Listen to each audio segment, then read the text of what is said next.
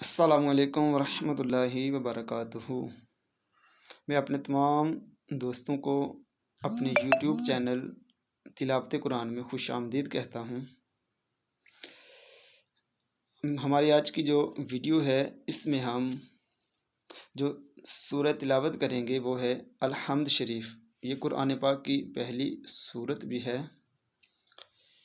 کہ اکثر لوگ دیکھا ہے کہ اس میں بہت ساری غلطیاں کرتے ہیں۔ اس کو ایک تو جلدی سے ادا کرتے ہیں اور اس کے جو مخارج ہیں اس کا بھی بالکل خیال نہیں کرتے کہ قرآن پاک اللہ تعالیٰ کی لاریب کتاب ہے اور یہ عربی زبان میں ہے، اور ہم پاکستانی ہیں اور ہم اس کو اردو لہجے میں پڑھنے کی کوشش کرتے ہیں۔ حالانکہ ایسا نہیں ہونا چاہیے کہ قرآن پاک عربی میں ہے تو اسے عربی لہجے میں ہی ادا کریں، اور اس کے جو مخارج ہیں اسے اچھے انداز سے ادا کرنے کی کوشش کرنی چاہیے کہ اگر ہم اس کے حرف کو بدل دیں گے، یعنی کہ مثال کے طور پر اگر ہا ہے تو اگر ہم اس کو ہا پڑھیں گے یعنی 2 آنکھوں والی ہا اگر پڑھ دیں گے تو اس کا جو معنی ہے وہ بدل جائے گا۔ جب معنی بدل جائے گا تو پھر آدمی پڑھنے والا اس کو پڑھنے والا آدمی گناہ گار ہوگا۔ تو ہمیں چاہیے کہ ان چیزوں کا خیال کرتے ہوئے اسے اچھے انداز سے پڑھیں کہ ہماری ایک چھوٹی سی غلطی بھی ہمیں کہیں سے کہیں لے جائے گی۔ تو آئیے ہم پہلے سورہ فاتحہ سنتے ہیں۔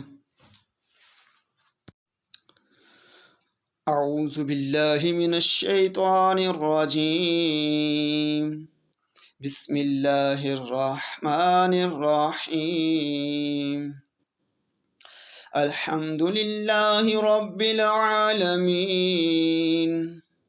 الرحمن الرحیم، مالک یوم الدین، ایاک نعبد و ایاک نستعین، اہدنا الصراط المستقیم، صراط الذین انعمت علیہم غیر المغضوب علیہم ولا الضالین،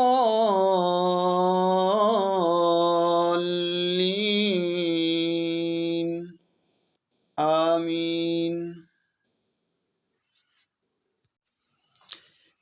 جی تو دوستو، آپ نے یہ جو میں نے الحمد شریف پڑھی تو آپ نے بغور اس کو سننا ہے اور خود اس کو دہرانا بھی ہے، اور آپ نے یہ چیک کرنا ہے کہ ہم کہاں غلطی کر رہے ہیں، اور اس میں آپ نے جو کھڑی زبر ہے، جو حرکات ہیں، اس کو دیکھ کے پڑھنا ہے کہ جو کھڑی حرکات ہے اس کو تھوڑا کھینچنا ہے ایک الف کی مقدار میں، اور جو زیر زبر ہے اس کو بالکل بھی آپ نے کھینچنا نہیں ہے۔